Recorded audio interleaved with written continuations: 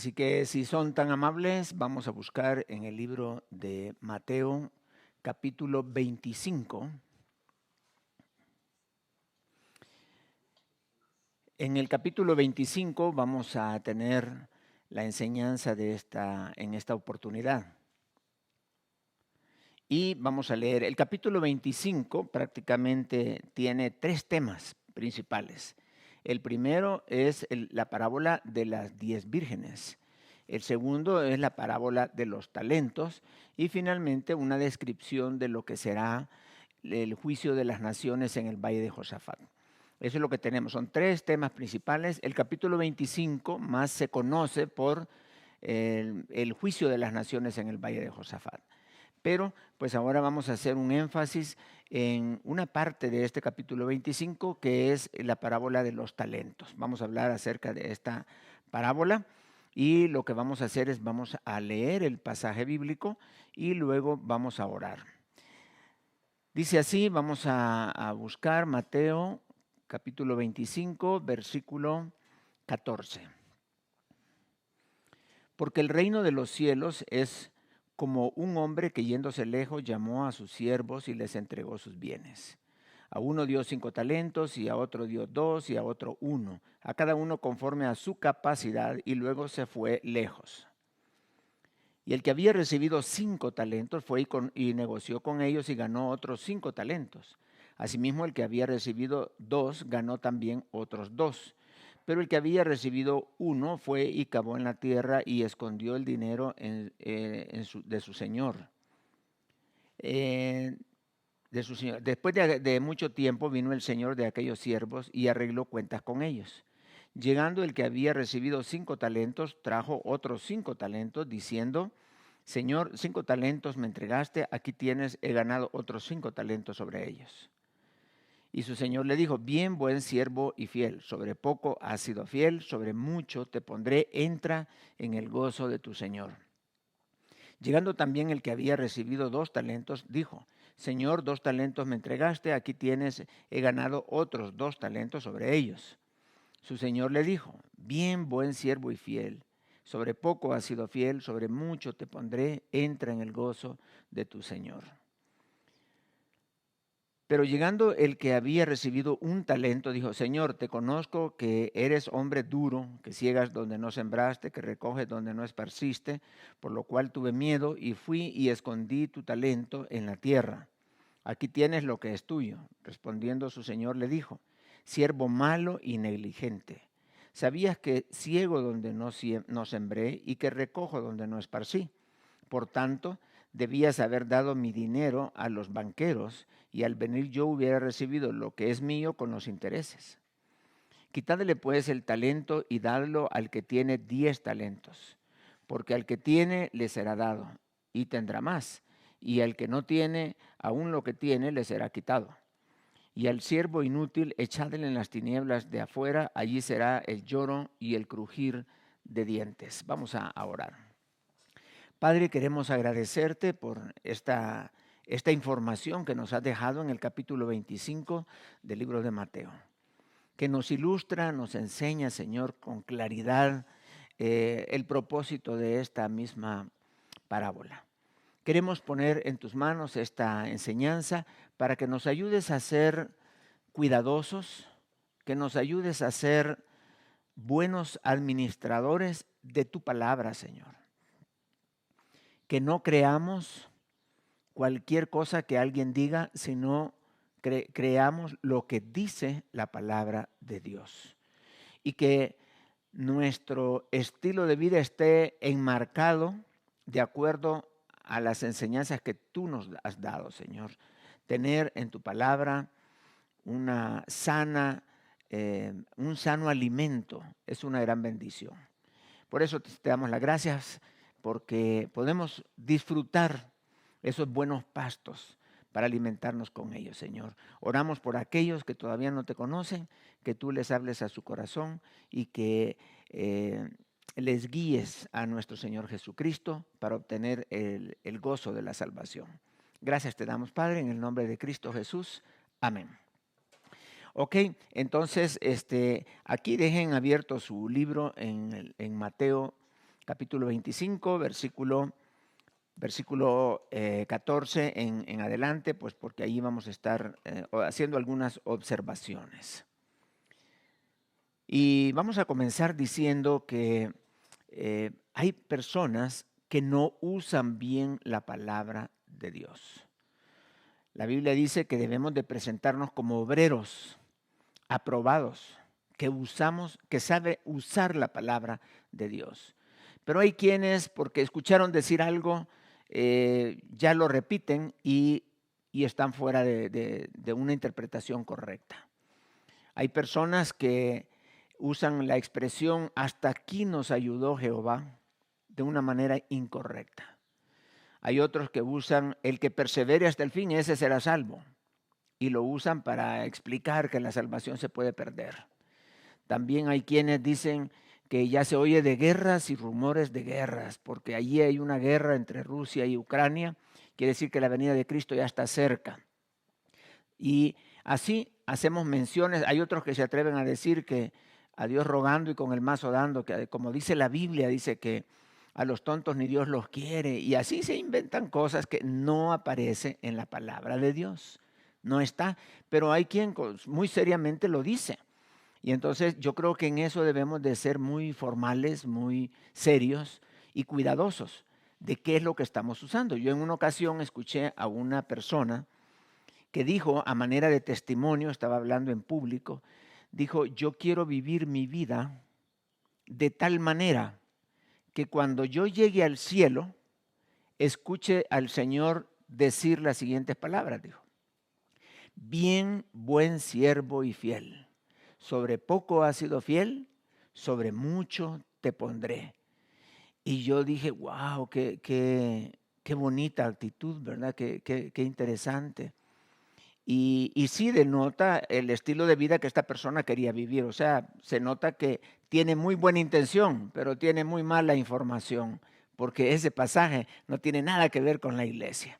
Y no debemos de usarlo para nosotros, porque no es para nosotros ese texto. Y justamente es lo que en la parábola de los talentos se ve. Cuando estos hombres usaron los talentos adecuadamente, el Señor les decía: bien, buen siervo y fiel. Sobre sobre poco has sido fiel, sobre mucho te pondré.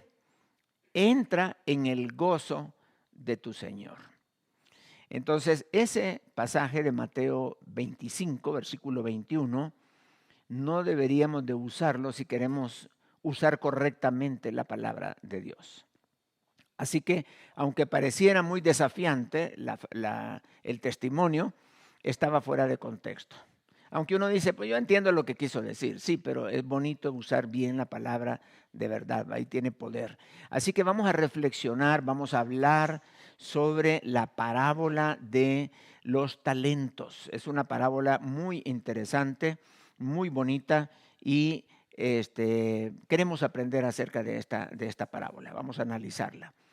Esta parábola, primero vamos a hablar de su contexto, el contexto de la parábola de los talentos. Es el primer punto que vamos a ver, su contexto. Esta parábola se encuentra dentro de la respuesta que nuestro Señor Jesucristo les dio a sus discípulos cuando ellos le preguntaron allá en el Monte de los Olivos. Le hicieron la siguiente pregunta: Señor, dinos cuándo serán estas cosas y qué señal habrá de tu venida y del fin del siglo. Esto está en Mateo 24, 3. Y entonces, después de esta pregunta, el Señor comienza a hablar su último discurso, muchos le llaman el sermón.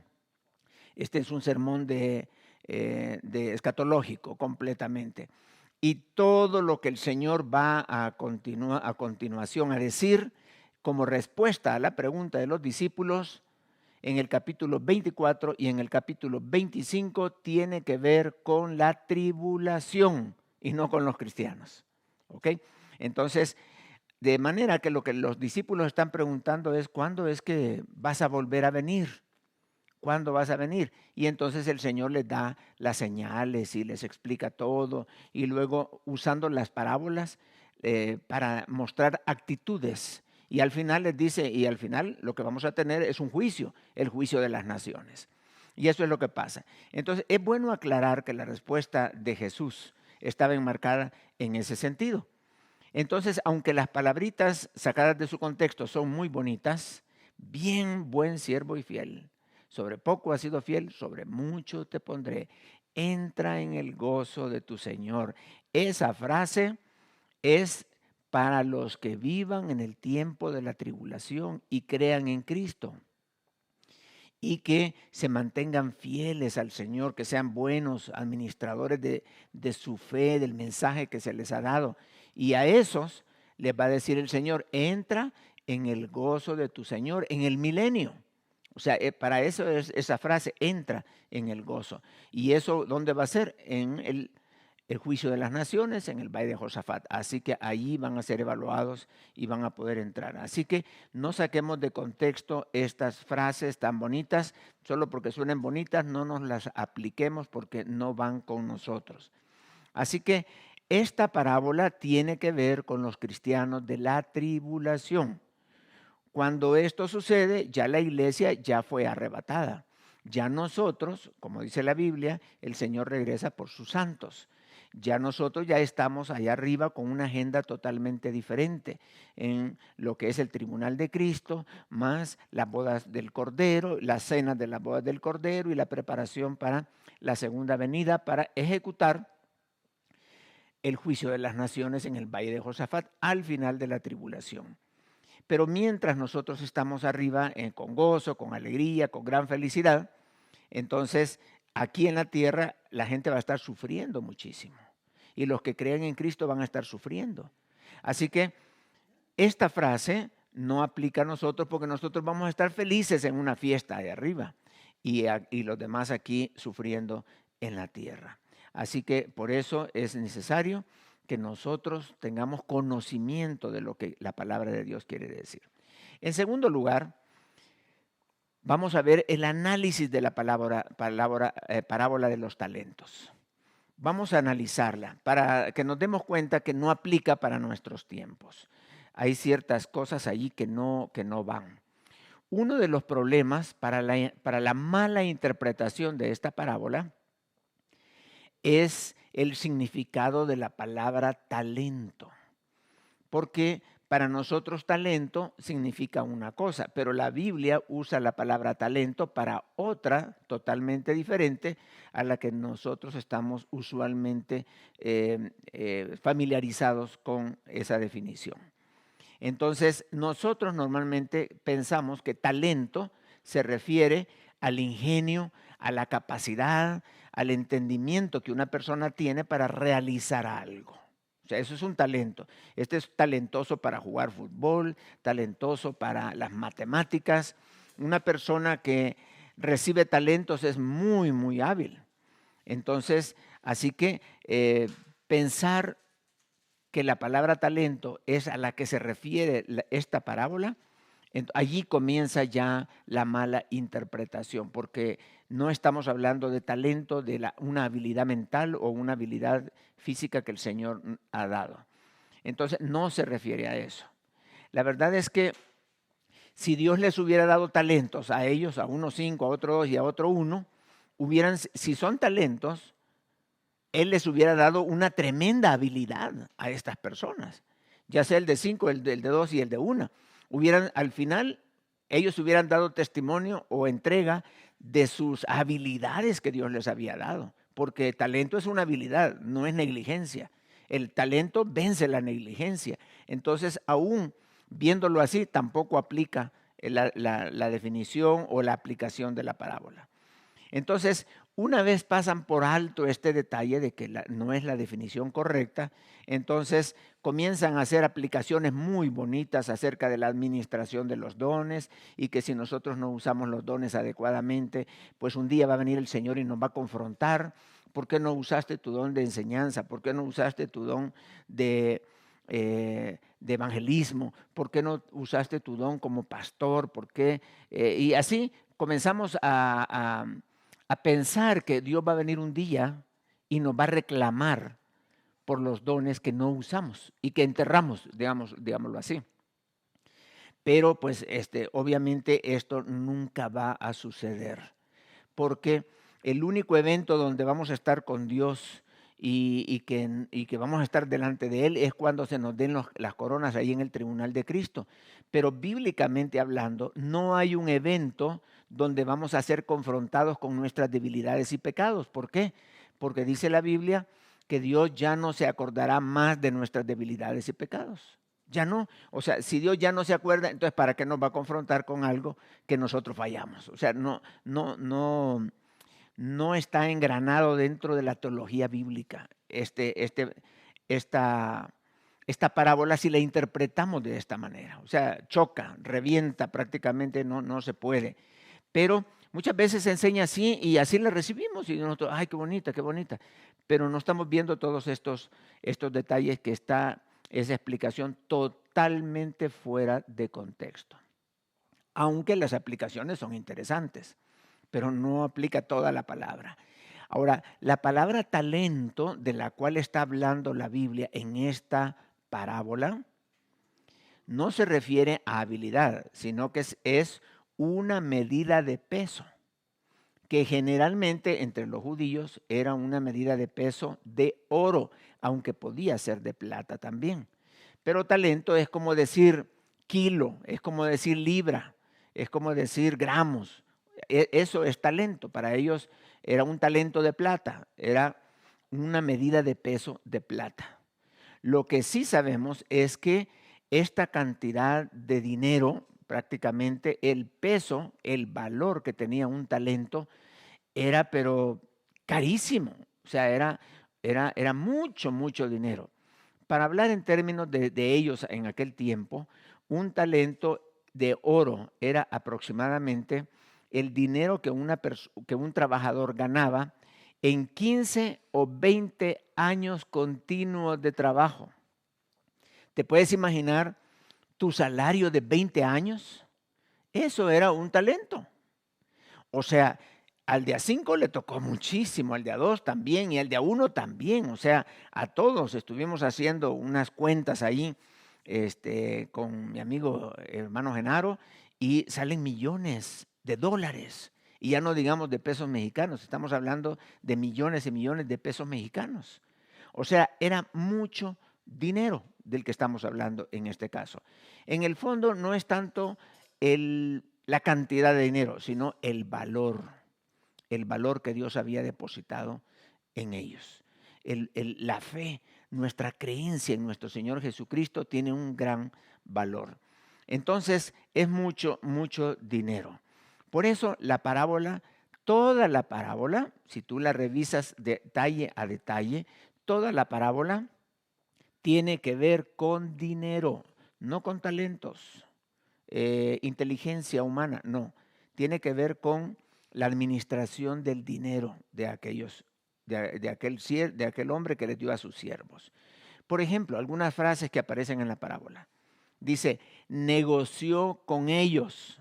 Eso es dinero, porque para negociar con ese dinero. Luego dice, y ganó otros 5 talentos. Ganó también, está hablando de inversión.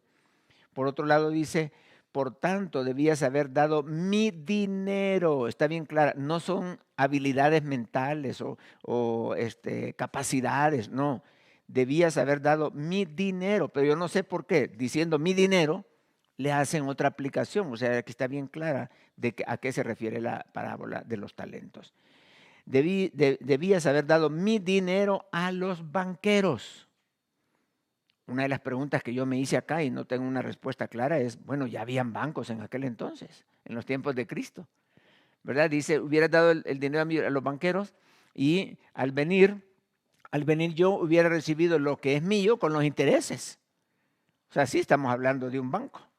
Entonces, aquí está claro que esta parábola no tiene que ver con talentos, habilidades, dones, etcétera. No tiene que ver eso. Sino hay gente que es un talento para la música, para tocar, para cantar, para hacer actividades deportivas, talento para el arte, para el teatro.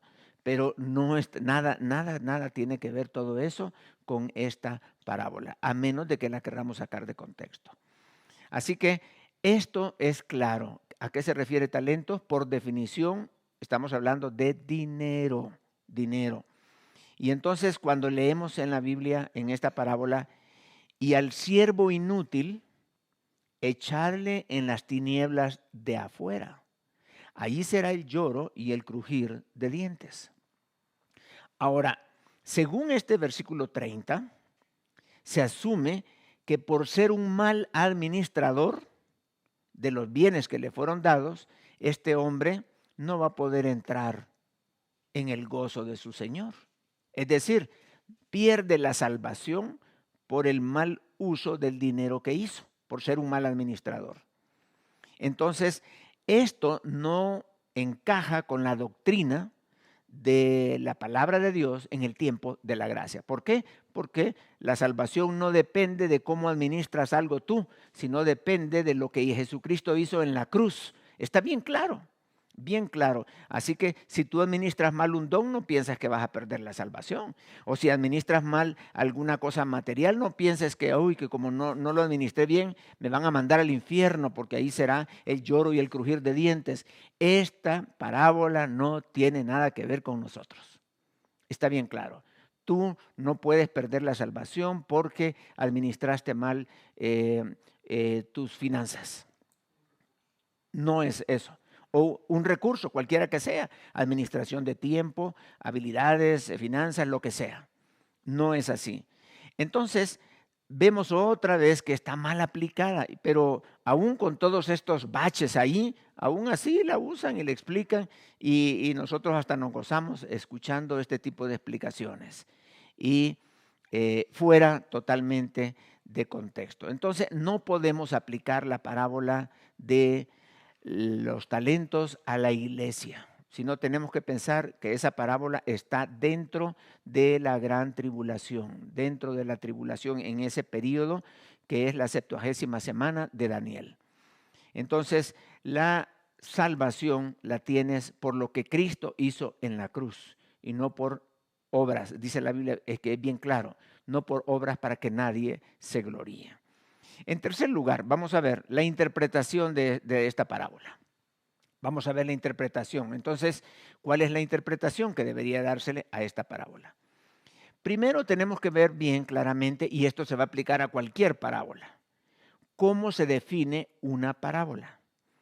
La parábola es una breve comparación basada en una experiencia cotidiana de la vida, cuyo fin, o sea, cuyo propósito al contarla, el propósito es enseñar una verdad espiritual.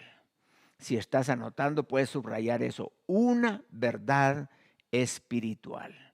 O sea, no es algo real, es algo que yo me imagino y lo cuento, pero lo digo porque quiero enseñar una verdad espiritual. Esa es la definición de una parábola. Ahora, ojo, la parábola es una habilidad que nuestro Señor Jesucristo usaba constantemente para enseñarles a sus discípulos y a los que estaban con él, ¿verdad? Pero esta es la parábola la tenemos aquí y dice que las parábolas servían para abrirle y darle fe a una persona que tenía un corazón dispuesto, para edificar a los que creían en Cristo y para esconder la verdad de aquellos que no creían en Cristo y que no querían creer, que estaban como opuestos al Señor. Esos tres propósitos tienen una parábola. Pero lo importantísimo de esto es que cualquier parábola que tú encuentres en la Biblia tiene una verdad principal que enseñar. Sin embargo, hay personas que agarran las parábolas y las estiran tanto, las retuercen y les sacan de cualquier detallito, le sacan una enseñanza y otra y otra. Eso ya es como tijerear la palabra de Dios. O sea, la parábola tiene una sola enseñanza, una. Y lo demás es como aquel, yo siempre pienso en esto, que aquel que estaba enseñando la parábola del hijo pródigo y dijo que el problema de toda esa parábola lo había causado la mujer, la mamá de estos dos muchachos, porque estaba nada más el esposo y los 2 hijos. Y la mujer, pues la mujer se había ido con otro hombre a ver qué había pasado con ella. Pero la parábola, si no la menciona, es porque no quiere dar una enseñanza acerca de ella. Y lejos totalmente de poder interpretar correctamente la parábola. Así que no nos compliquemos, las parábolas tienen una verdad superficial muy fácil y ahí están.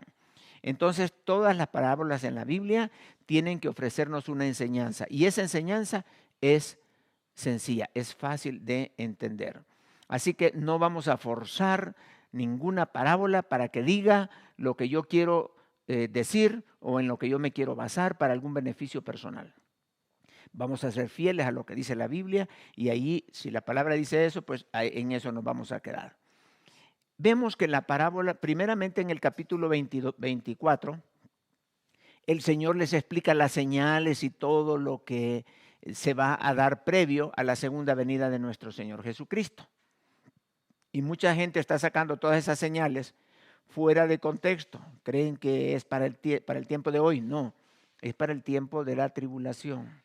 Entonces, después de explicar eso, comienza el Señor a describir las actitudes que deberíamos de tener o que la gente debería de tener, los creyentes de aquel entonces debería de tener en la tribulación, las actitudes. Por eso el mensaje de las 10 vírgenes es para que los creyentes del período de la tribulación estén preparados en todo tiempo para la llegada de nuestro Señor Jesucristo.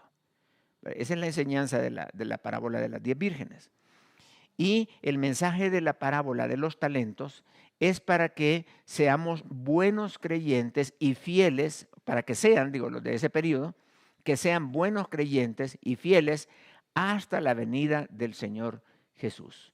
O sea, si tú creíste en Cristo, dice el Señor, en el tiempo de la tribulación, debes de mantenerte fiel. Debes de ser un buen creyente, bien, buen siervo y fiel. Ahí están las dos características, que ser un buen creyente y fiel. Todo el tiempo. No puedes negar al Señor Jesucristo. No te puedes poner la marca. Tienes que mantenerte fiel a pesar de la persecución, a pesar de lo difícil que va a ser la tribulación. Vas a tener que huir, lo que sea. Pero debes de mantenerte fiel. ¿Por qué? Dijo Jesucristo en el capítulo 24 que los que perseveren hasta el fin, esos serán salvos. Y por eso esta actitud de la parábola. Debemos de ser buenos y fieles, o deben de ser buenos y fieles creyentes. Entonces, los buenos creyentes y fieles creyentes en la tribulación son las personas a que se les va a invitar a entrar al milenio y el Señor les va a decir, bien, buen siervo y fiel, sobre poco has sido fiel, sobre mucho te pondré, porque el Señor les va a dar responsabilidades y les va a dar bendiciones ya en el tiempo del milenio. Ahí les va a dar responsabilidades y los va a poner sobre más todavía. Así que eso es así es como debemos de interpretar esta parábola, dentro de su contexto. Y aquí quizás la pregunta dice la palabra de Dios, desead como niños recién nacidos la leche espiritual no adulterada, para que por ella crezcáis para salvación, para edificación, para bendición, para bendecir a otros. Pero debemos de desear nosotros la leche espiritual sin que esté adulterada. Una palabra de Dios limpia, pura, y debemos de motivarnos y estar con aquellos que saben usar la palabra de Dios. Como dice, procura con diligencia presentarte a Dios aprobado, que sabe usar la palabra de Dios. Entonces, nosotros podemos ver en este caso que nosotros también podríamos ser fieles. Fieles porque también la fidelidad es un valor que también no solamente en cierto periodo, sino fieles al Señor ahora, pero fieles al mensaje de su palabra. Quizás ese es el desafío que quiero lanzarles ahora, que seamos críticos en el sentido de ir a la palabra, que si oímos un mensaje, estemos con la palabra de Dios abierta para ver el texto, para buscar A veces damos un pasaje equivocado y ahí mismo se arregla y es una bendición ser responsables. ¿Cuál es nuestro compromiso con la palabra de Dios? ¿Cómo estás leyendo tu Biblia? ¿Estás creciendo espiritualmente? La pregunta es esta: ¿qué tanto conocimiento tienes de la Biblia? Si escuchas un mensaje, eres capaz de decir, esto no está conforme a la palabra. O solamente te tragas lo que están diciendo. Y hay que tener mucho cuidado porque hoy en día, con esto de las reuniones vía internet, hay mucha gente que está escuchando a personas que ni los conocen, ni sabe el nombre, pero enseña bonito. Y se meten a oír mensajes y mensajes y durante la semana pueden escuchar muchos mensajes, pero no conoces el compromiso que esas personas tienen con la palabra. Y puedes estar aprendiendo cosas no necesariamente ajustadas a la verdad de la palabra de Dios. Así que dice la Biblia, la ley de Jehová es perfecta que convierte el alma. Y el testimonio de Jehová es fiel, que hace sabio al sencillo. Queremos ser sabios y queremos que nuestra alma esté convertida, pues la palabra de Dios pura, esa es la que debemos de desear cada uno de nosotros. Así que hermanos, vamos a orar y le vamos a dar gracias al Señor, porque esto es como una exhortación a ser cuidadosos de qué es lo que estamos creyendo, qué es lo que estamos escuchando. Vamos a inclinar el rostro, vamos a orar. Padre, gracias te damos porque al estudiar la palabra en su contexto, siempre nos ayuda a darle la interpretación correcta. Padre, gracias porque tú anhelas y buscas a aquellos que ven la palabra de Dios como un verdadero alimento. Ayúdanos, Padre, a no intoxicarnos con palabra de Dios mal usada. Ayúdanos a buscar la palabra de Dios que es como un alimento diario, pero un alimento rico, sabroso, puro, perfecto, que está ajustado a tu palabra. Te damos las gracias, Padre, porque esa palabra es la que puede darnos a nosotros perfección. Esa palabra es la que hace sabio al sencillo.